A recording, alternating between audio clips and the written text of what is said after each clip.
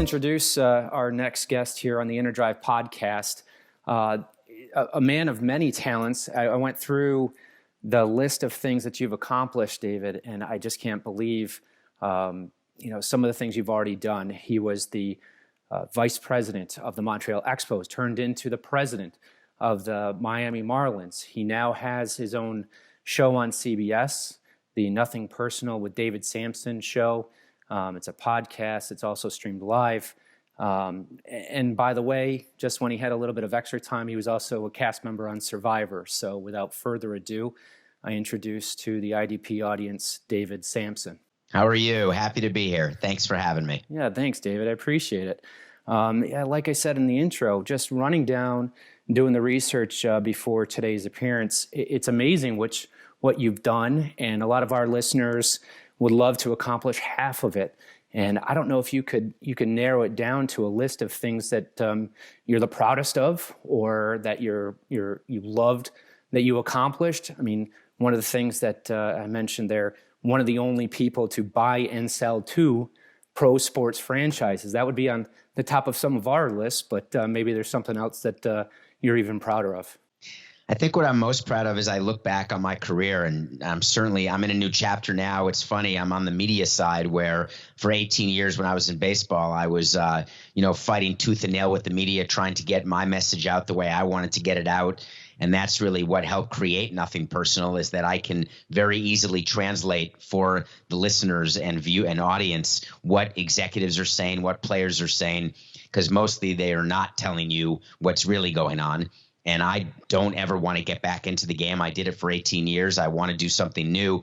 And most of the people, former executives, former players who are on the air, they don't want to offend anyone. They don't want to tell any secrets as though we're, giving away the formula for new Coke or something, because they always are looking for their next gig in the game. But I'm done with baseball because I've done that. And that's, as I look back at my career, which started after law school, I ran a business in Europe where I was delivering newspapers same day basis in Europe. And then I went to Morgan Stanley on Wall Street, and then I got into baseball. And I never knew what my next step would be when I was in my current step. And that's probably the biggest success point I can tell you and your listeners, is that so many people, when I give speeches around the country and just talk to people, everybody's worried about what's next instead of what is. And you can't get to a what's next if you don't take care of what is. And so I never really worried about next, because I was focused so much on the is. And that translated to some of my greatest accomplishments, which are athletic ones, believe it or not, having nothing to do with, I'm not an athlete. I'm 5'5", 133 pounds. I can't do anything extraordinary. I'm great at nothing, but I found a way to be good at things like running marathons or doing Ironman or running ultra marathons. I was always very focused on trying to do things that everyone could do, but most people would just choose not to do. How many people tell you, right, I can't run a marathon? Well, that's because you didn't try. All you have to do is try, and you can do it. You hit on a bunch of things there, the athletic accomplishments, the 7 marathons on 7 different continents in 7 days. I personally like to run. And everybody says I'm half crazy because I'll do half marathons, but I won't do a marathon. I haven't yet. But you did 7 in 7 consecutive days in 7 different continents. Talk about the training that involved. And not to mention, you're balancing working at a major sports franchise and yet training for this, which to most laymen would see an impossible endeavor. Well, you're bringing up something called the World Marathon Challenge, and that was because as an adrenaline junkie, which I've always been ever since I was a child, I always was looking for something, and I would enjoy the moment of it, but I'd always need an event or something to just get me excited. I've always loved raising money for charity. It started in 2006 when I became the first ever acting team president of any sport to compete in and complete the Hawaii Ironman Championship, which is a 2.4-mile swim, 112-mile bike ride, and then you run a marathon all in the same day.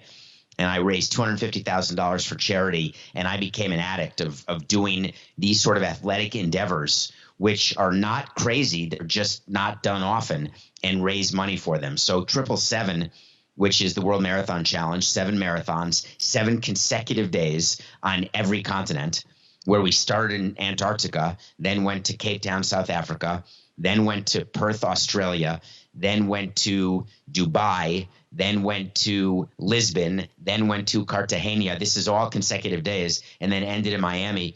I raised over $1 million for charity doing that. In between, I did a 50-mile run where I raised $600,000 to benefit charities in honor of the workers who helped build Marlins Park, which is the stadium in Miami where the Marlins play. So I always have enjoyed the drive and the success that I felt of accomplishing something. You know, I can't dunk a basketball. I can't get a hole in one. I can't serve a tennis ball 120 miles an hour. I can't do those things. Can't hit a baseball that's going 95 miles an hour, right? Can't even foul one off. I've been in the batting cage. I've tried. You simply cannot get the bat around. That's one of the funny things. Do you know how fast 95 is when it's coming at you? Yeah, I've seen low to mid 80s in high school, and then I saw the curveball, and I said, okay, yeah, golf it is. So imagine not knowing what pitch is coming, right? When you have to start swinging for a fastball and it becomes a breaking ball, and you wonder why good pitching beats good hitting, because it's just impossible. When you're not stealing signs, it's impossible to hit for the most part.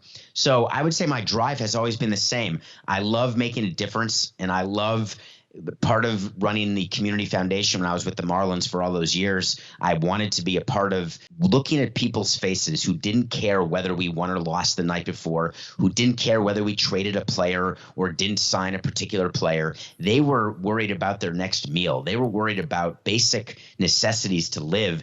And we were being a helpful part of the community. And that's both was my favorite part of being in baseball and the part that I missed the most. Yeah, you raise a bunch of great points there. One of the ones you had talked about as far as dealing with players, and you build up those relationships. And I've heard you talk many times on the Dan Le Batard show about you know, just like with your new show, Nothing Personal. You have to separate those personal relationships when it comes down to the bottom line and dealing with a business. But I mean, from my standpoint, with dealing with our employees or whatever the case may be, I find it very difficult. But yet, you always have to separate the two. How did you manage to do that? You always wanted to win. You were part of a 2003 World Series championship, but you always knew that if it came down to sacrificing a relationship for the betterment of the team, you knew that you had to do it. How do you come to grips with something like that when you're with these people day in and day out over the course of a 6-month season? Well, it starts with honesty, where my relationship was good with many of the players, but I always told them, listen, it's my responsibility is for the name on the front of the uniform, not the name on the back of the uniform. So I'm responsible to the Marlins. I work for the owner of the team, and my job is to get asset appreciation, to minimize the operational losses. And if we can win while we're doing that, that's great. So I always was aware of what my job was, and I never hid the fact that that was my job. When I'm negotiating a stadium deal with public officials here in Miami, my job isn't to give them the best deal. My job is to get the best deal for us. And I'm unapologetic about that.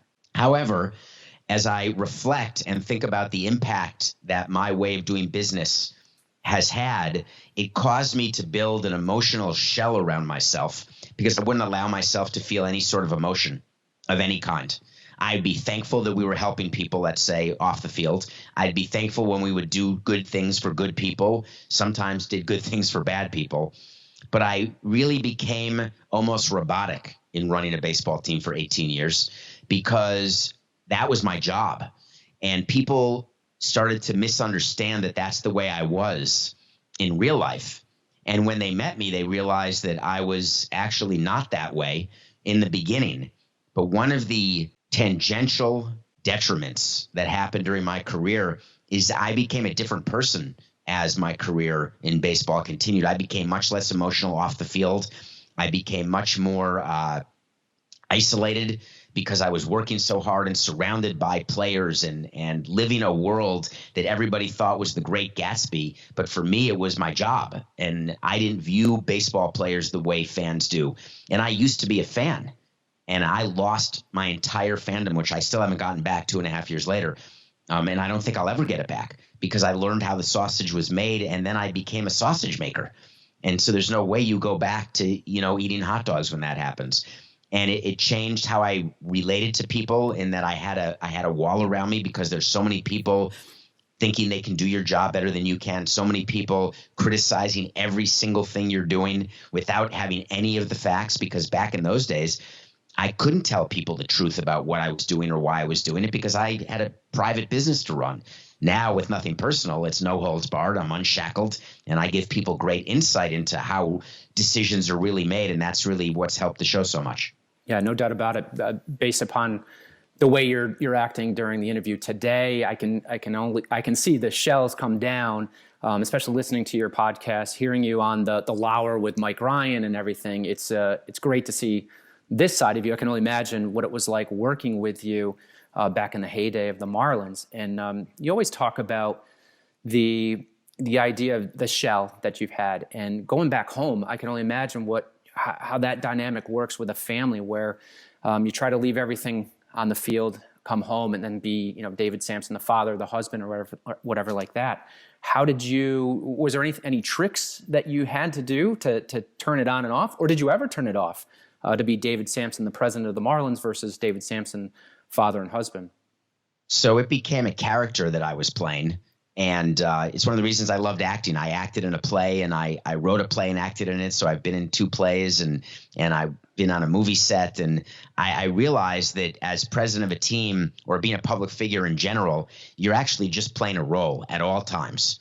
So like this quarantine, as an example, has not been a problem for me at all.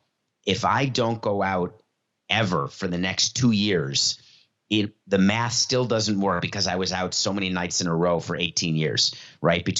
I went to 81 home games. I went to at least half the road games, plus all the other business trips that you had to take, owners meetings, et cetera. When you're here in Florida or Montreal on an off night, you're going to a charity event or you're going to some sort of meeting. So I could be quarantined for 2 years and I still wouldn't make up for the amount of time I was away, which obviously was to the detriment of my family. And it cost me dearly, because I ended up not being the father I wanted to be or the husband I wanted to be, because I lost my way in terms of how to do it, because it got harder and harder to take my costume off at the end of the day. And it got to the point really later in my career where I didn't even recognize the man in the mirror, because I stayed in character forever. It was like I was Daniel Day-Lewis on the set of one of his movies, where he stays in character 24 hours a day, 7 days a week. That actually happened, and it does happen. And I never understood why it would happen. And the reason I now understand it is that the pain involved in taking your costume off and putting it back on, it is so hard to do. And what it leads to is ineffectiveness on both sides, strangely enough. And I couldn't risk that. And I ended up, sadly, I would say, being more effective on the business side than I was on the personal side. And I have no great advice on how to do it better, because in my experience, I don't know anybody. People will make it up and they'll lie to you and say they're really good at both. Yes, I'm a successful businessman, not necessarily financially, but I run a big business, or I run a small business, but I'm all in on my business. And yes, I am father of the year. There are people who say that. I've never come across it. Yeah, no, I think you have to sacrifice one or the other to be great, at your profession or as a family man. It's a balance that a lot of us try to do and strive to do. And like you said, most lie about it and say, oh yeah, I can juggle all the balls at once. And perhaps their family or their business will tell you otherwise how successful they are. Let's rewind it a little bit. You took the path and went to law school in New York.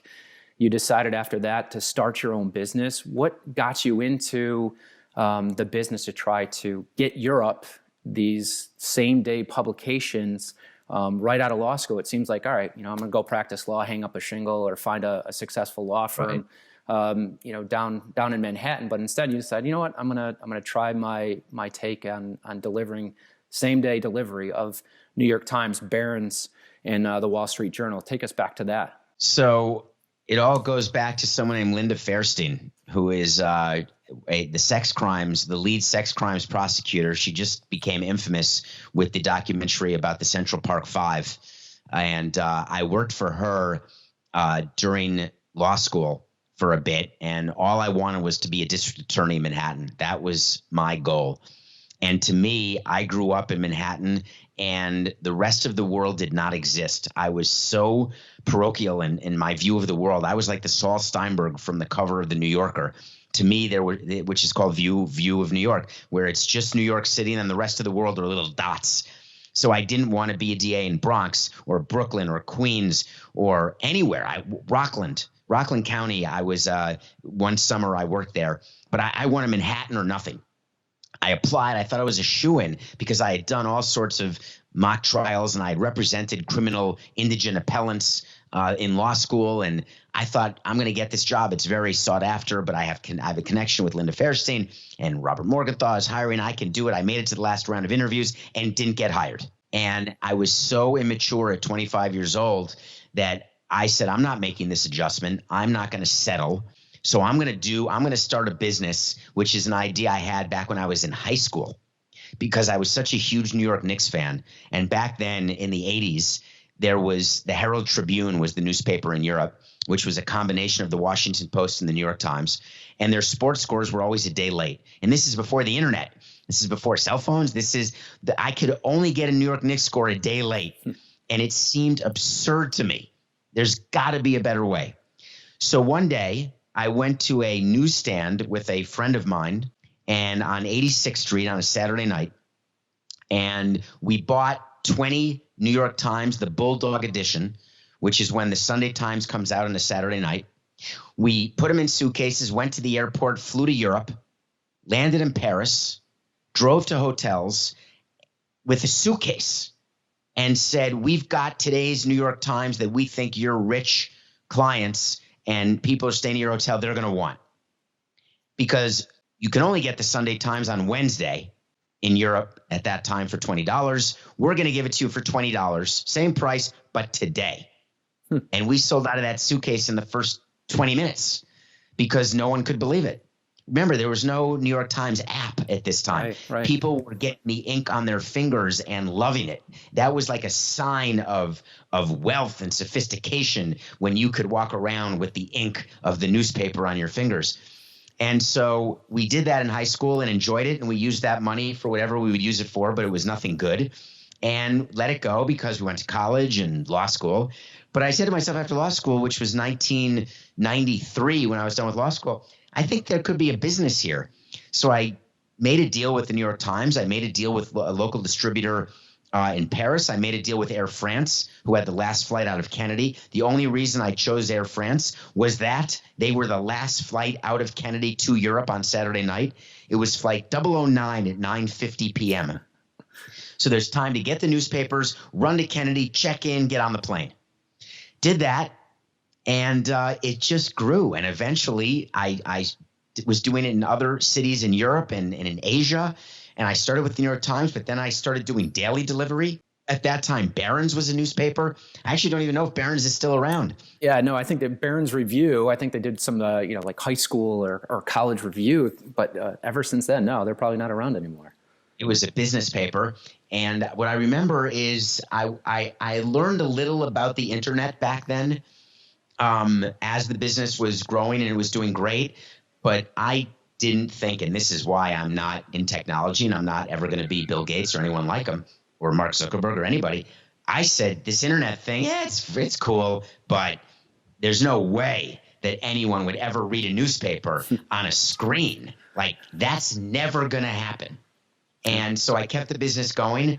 And then I had an epiphany when I met someone from Morgan Stanley. I was on a plane to Asia, happened to be sitting next to a guy from Morgan Stanley who said, hey, great business, but by the way, if this internet thing works out, which I think it will, call me. And 6 months later, I was at Morgan Stanley. Amazing. Now, what did your family think? You spent all the time going to law school, getting the law degree, and next thing you know, you're starting up News Travels Fast. Anybody say, David, what the heck are you doing? Well, I had a young child born. My first child was born in 1995, and the company was happening. And I would disappear for weeks at a time because it was just me. I was the only employee.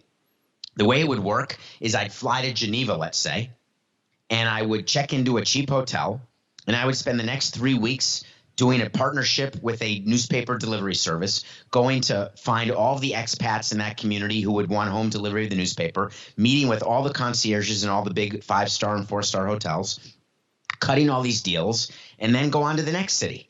So I was gone for weeks at a time in Europe. And it wasn't back then. I had later on in News Travels Fast, I carried around one of those big cell phones, one of the first Motorola huge flip phones that you only see like on YouTube or on eBay. And so I wouldn't use it very often. I would buy a phone card and I would make phone calls. And I remember that 2 p.m. was always a big time for me when I was in Europe, because that's when my wife and child would wake up back in New York, and I'd be able to call. But from the morning when I woke up till 2 p.m., I'd be able to get a lot of work done, because that's when America's sleeping and Europe is booming.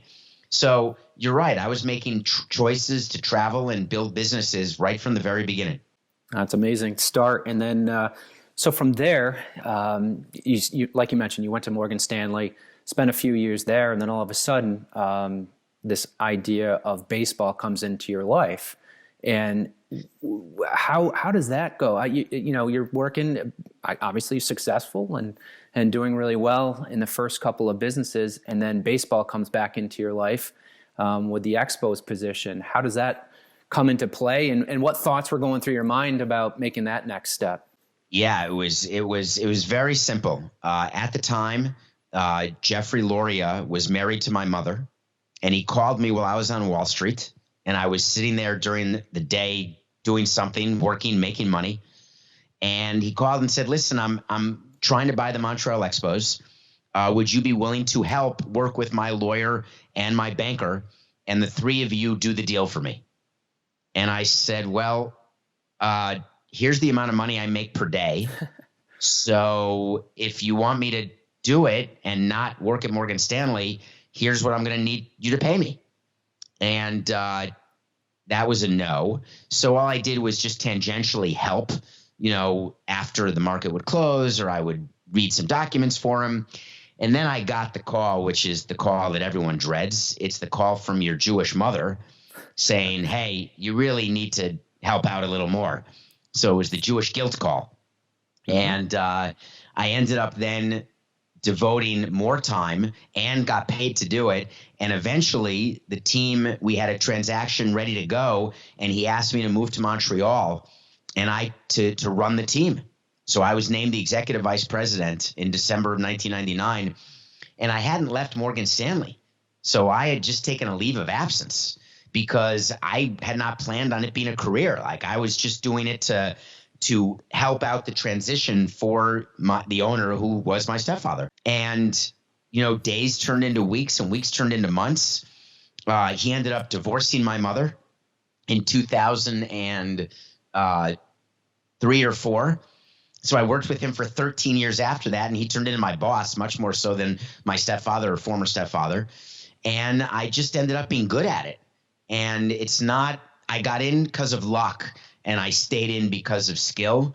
And that's a lesson that I try to impart, where people, the favorite expression, he was born on third base and thought he hit a triple, right? Well, that's not really how it works. There's a lot of people who need connections to get started and make their own connections, have their own connections, but 99% of them end up not working out because they feel entitled, or they feel like they don't have to put the work in.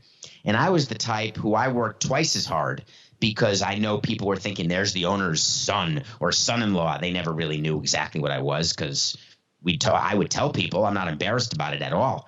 I'm not embarrassed about my story at all. I know that I helped him sell teams, buy teams, build ballparks, and eventually get his team to be worth $1.2 billion from an initial, $18 million investment. So I'm confident in what I was able to do. I had run a business before, but I was young, and he believed in me, or maybe it was out of necessity. Maybe it's out of he didn't trust anyone else. But our relationship grew where I couldn't run the team without him. He couldn't run the team without me. And it ended up being a pretty successful partnership. But by the way, it also got in the way of family. I mean, he was divorced from my mother, but we would be very careful to draw the line between work and family. when he had family issues to discuss or things about his ex-wife, who happened to be my mother, we'd be very clear that we're now talking, I'm not your team president. I'm your former stepson right now. So let's be careful out there. Yeah, that's a tough thing. I deal quite a bit with family businesses. It's part of my family too. My family had a family business as well, and you can see the interesting dynamic. And from I obviously don't know Mr. Loria, but you talk about it. You had to have the skill to be in that business, and I'm guessing Mr. Loria, as any other boss, isn't just going to keep you around because he likes you or you're his stepson. I'm sure he was very demanding of you, but the point being, not only got to hit the mark, with the bottom line of the baseball teams that you worked for, but trying to balance that family and business. How do you do that in the work side? Is it the same thing as with any relationship, separating the personal and the business? So we compartmentalized. So when he would call me, the first words of almost every phone call that we had, and we spoke every day for 18 years, there were one of two words: business, family. And so we would take whatever role was the first word of the call. So calling, business. All right, I'm the team president. We got a lot of stuff. Let's get to it. Call, family. Hey, you got to call your sister. There's something going on, yada, yada. So we were both pretty good at compartmentalizing.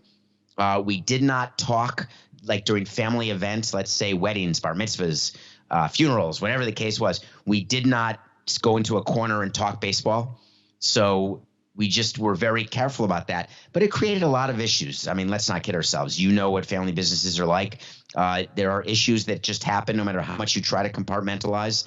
And I never lost sight of what the goal was and my job was, and that was to be the best team president. I ended up, when Jeter fired me, I was the second longest tenured team president in the entire sport of Major League Baseball.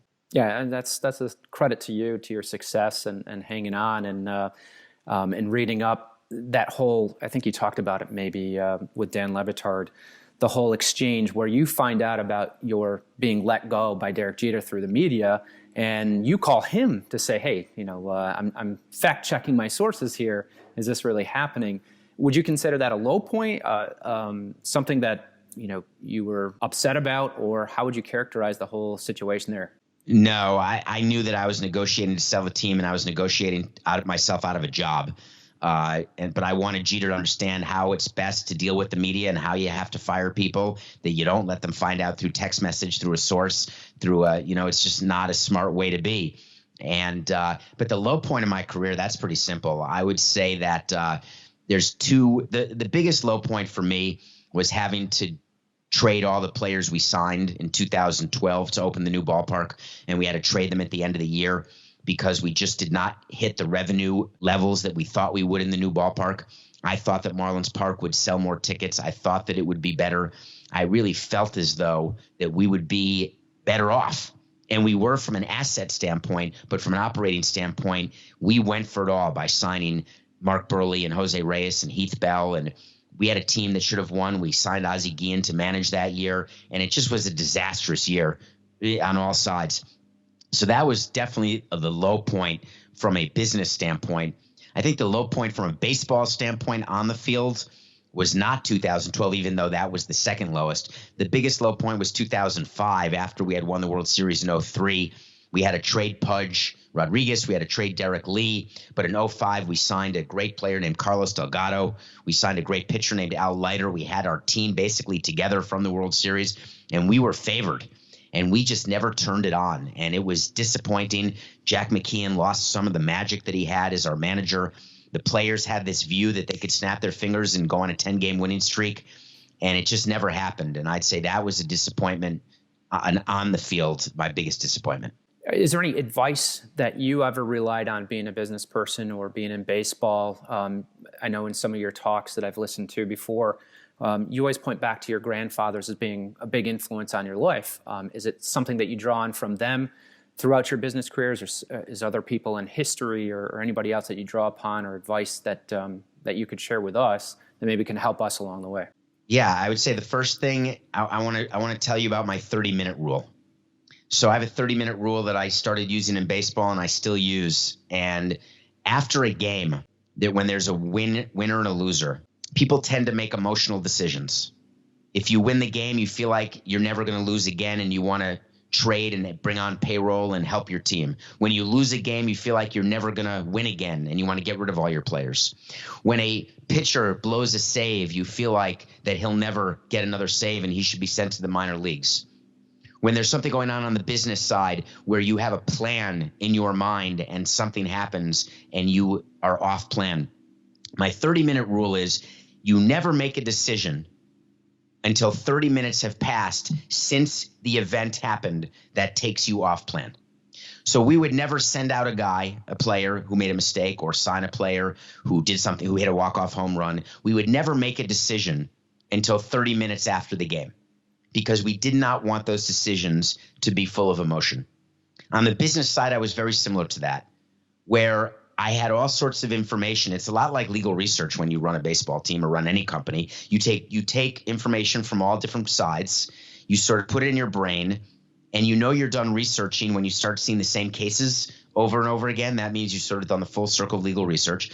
When you know that you've understood all of the ripple effects of any decision you're going to make, I would wait, because I would never want to make a decision that has recency bias. Recency bias is when the last person who got to you tells you something, and that's the decision and that's the way you go. I never wanted to do that. So I would always wait 30 minutes and after being presented with both sides of a case when I had to make a decision. And that's been a cardinal rule that I've had that's been very, very helpful. And I would just add the second rule that I have is that so many young people, and even people middle age, they draw a line from where they are to where they want to be.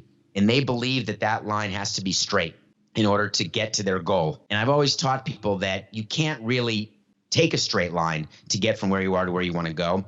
There's going to be times that you are taken off course and the line ends up like an EKG. It goes up, it goes down, it moves forward. But the key is to always get yourself pointed back toward your original goal. Because if not, when the line changes the angle, all of a sudden, if you keep going at that angle, you'll be nowhere near your original goal. So I always tell people to be okay with tangential movement, but always keep your mind where you want to get to. That's awesome. That's awesome, David. Thanks for that advice. Certainly something we can all think about. The don't hit send on that email that you get back from an adversary or somebody of that nature. That's a good rule that I try to live by. It's very hard, very difficult when you're dealing with adversaries. I'm sure with other GMs or employees or baseball, your baseball employees, tough to deal every time. But want the email trick for that we would use? I'd love it. Sure. Every email like that gets sent to yourself. Yeah. So because there's something in the brain that feels good when you hit send, there's some sort of chemical reaction. So the rule is you send that email to yourself, then you wait 30 minutes. You reread the email that was sent, so you got that sort of high from sending, and then you either edit it, don't send it. But that is a rule that I use. There's a lot of emailing to myself. Well, I'm taking that one. I'm going to be using that one for sure. Well, I appreciate it. I know we're over the 30-minute mark. I just want to ask you one very important question about the beard and whether or not you're going to be shaving anytime soon. I know Major League Baseball came out with a 67-page plan potentially reopening and getting the teams back in play in the coming weeks. Do you think it's going to happen? And if so, how different will it be with no fans in attendance? So I started something called the ML Beard Challenge. And I think today was day 66, where my producer and I decided we're not going to shave until there's MLB opening day, whenever that'll be. And if it's not till next April, I'm going to look like a member of ZZ Top. If it comes in June or July, I'll be happy. So I've grown the beard out. I've never had a beard before.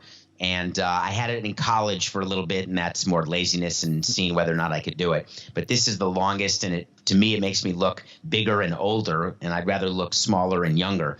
But as part of the ML Beard Challenge, I'm giving away $1,000 a day every day for 100 days to a different charity around the country, which is to benefit people who've been impacted so negatively by COVID-19, either financially, from a health standpoint. With no fans in the stands, there are so many hourly workers who that's their living, whether they're ushers, security guards, concession stand workers, cooks, chefs, police, fire. I mean, there's just all sorts of people impacted by this. And I I just think it's important whether you can give back $19, $190 for COVID-19, whether you can double tip. I talk about this on the show. Double tip your delivery people on Uber Eats or, your FedEx guy or your mailman. These are people doing things that, we're sitting at home and these people are out there sacrificing to try to have some level of normalcy. I think that baseball has to recognize that this 67-page health plan, it's not normal. It reads draconian. I wrote an article on CBS Sports about how I would put baseball back, and many of the things were echoed in MLB's plan. And when I was writing them, I was thinking practically how to run a baseball team and how a game would happen without fans, of course. And it's strange, but I think we all have to recognize that what's strange now becomes quote unquote normal later. And I give the players with whom I speak still this little story, which is you have a favorite website. And that website has a certain layout. And one day you log onto the website and they've totally changed what the website looks like. You can't find the drop-down menus that you're used to. You can't find the box scores that you're used to finding. They're all in different places, different colors, and you're totally freaked out and annoyed. 4 days later, you're totally used to the new website. And if I asked you to write down on a piece of paper what the old website looked like, you'd have no recollection of it. So while all of these new rules of no spitting, maybe no showering, trying to take care of yourself by changing in a different part of the clubhouse, having food to go instead of buffet, et cetera, it may seem strange and crazy right now, but we'll get used to it. And once we're used to it, that'll be baseball. Yeah. How scared are the players? Because I would think from a personal standpoint, being quarantined with 25 other Major League Baseball players, being away from the family potentially for a long time, it's not what I potentially signed up for. Granted, I'm going to get paid something. There's a big debate over what, but how scared are the players in getting back to baseball and wanting to perform? It depends on where they are in their careers. So players who have made a career's worth of money, they're more apt to want to stay with their families and not want to go back. Players who are younger, looking for free agency, looking to become arbitration eligible, they want to get games in so they can, get to their next contract. So there's a definite difference of opinion in the union, and that's an issue. It's great for Mike Trout to say, I'm going to be at the birth of my first child, and that means I can't play, I'm not going to miss it no matter what. Well, he also has the comfort of 10 more years of a contract, making another $300 million. There may not be that comfort for someone who's immunocompromised or living with someone who's immunocompromised. They're making the minimum and they have no contract for next year and they have no education. They have no way to make money. And this is it for them. So they're going to vote differently than maybe a Mike Trout would. So the union has some definite issues they have to deal with. But from my standpoint, I would not play again until I were sure that the health protocols we're putting in place, if followed by the employees, would keep everyone healthy both within their homes and on the field. Awesome, David. Well, I won't hold you up anymore. I'm a huge fan. I appreciate you dropping by and providing some awesome knowledge to myself and to our audience, obviously. I really appreciate it. And good success. Stay healthy, be well, and look forward to catching up with you down the road. And you too. Thanks. Great podcast, great website, and keep it up. And I'm glad you're doing well and safe. Take care. All right. Thanks, David. All right. Bye-bye. Bye-bye.